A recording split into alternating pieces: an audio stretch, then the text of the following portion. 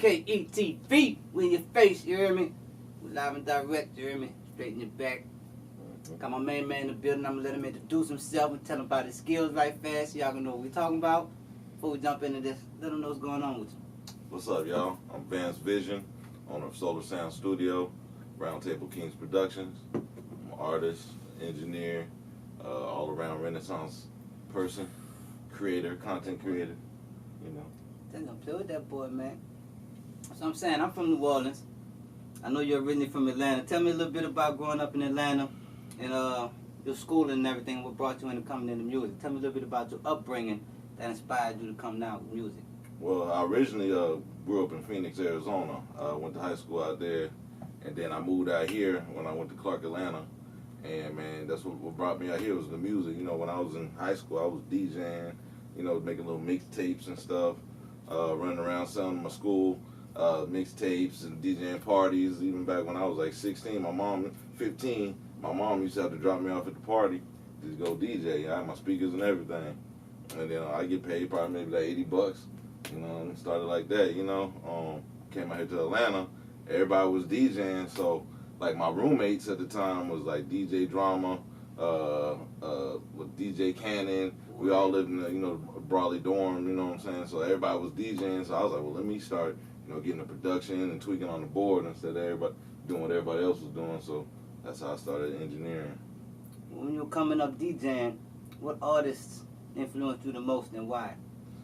Man, you said you were 15, so it started early. Well, yeah, well, it was even before that, man. Like, I was hip hop head even before I started. I was writing raps and all that, you know, when I was probably like 8, 9, 10 years old. Listening to Run DMC. My first tape my mom bought me was NWA and Eazy-E. She didn't know what was on it, you know, and yeah, so like I was turned up from then, you know. My first rap tape too, NWA. Yeah. The OGs in the hood was just like bumping that shit. I was a little kid. They was one of the OGs was washing the car. I was like, man, what is that? And he playing Eazy-E. I said, man, I went and have my mom bought me that. And then, you know, from there, I had my grandmother buy me some turntables when I was, like, you know, like 15. And then, shoot, man, I started just in my bedroom making little blend tapes and figuring out how to time up the records and everything. And I was playing everything back then, you know, all the East Coast stuff. I was living on the West Coast, so of course I was playing the West Coast music. I got in all the underground, everything, every kind of music. Underground. Shout out to my West Coast in the building, you hear me? Mm-hmm. Well. So what about now in school? What, you know what I'm saying? How did school help? How did school being at Clark? How did this help influence? Man, it gave me a lot of connections. That's what Clark. When I came out here, like I said, I was running around with people that, you know, to this day, you know, all the connections I made are from school. You know, like people that I done work with when I was working at Patchworks and when I was working on T.I.'s album, all that. It was just like people that And so after I graduated from Clark, I went to Full Sail recording school, and that's where I got my recording degree after that. So, you know, I got all kind of little degrees, but that's really when I came back from that. I honed in, and then I got a job with Jagged Edge, you know, just running their studio. And, you know, they put me in the little mixing seat and the recording seat, and I got to record a lot of the songs on the first, not their first album, but it was an album called Hard that they put out, you know. And that was my first little experience, engineering, you know, in the real world, you know.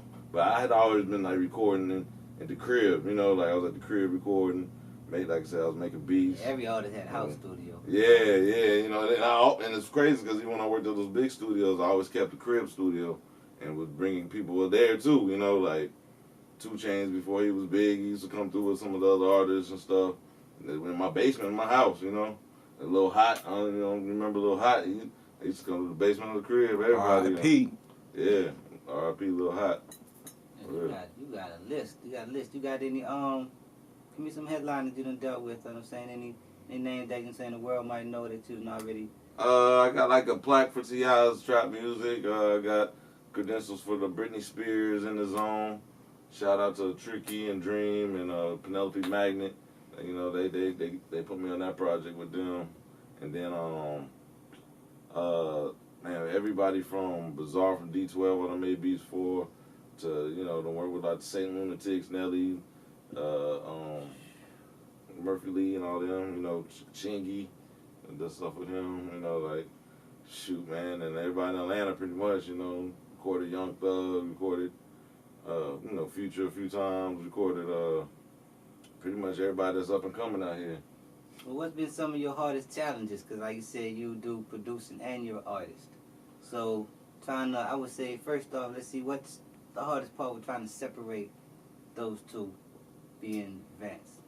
Mainly your time, because, shoot, man, like, engineering takes a lot of time, as far as just, you know, doing recording sessions and mixing people's records, and, I mean, your whole day will go by, so you trying to be creative and do artistry. It's kind of like, kind of pick one at a time, certain time or whatever lane you're trying to run with, you know. That's why, you know, engineering pays a lot of the bread, and, you know, owning a studio, you know, pays the bills, and, but, you know, shoot, I'm still always a creative person. I still always create, and if I always got an opportunity to drop some new artwork, I always drop an album every couple of years, you know, put something out, you know, shoot new videos. Stay relevant. Yeah, shoot videos, and, you know, just stay out here.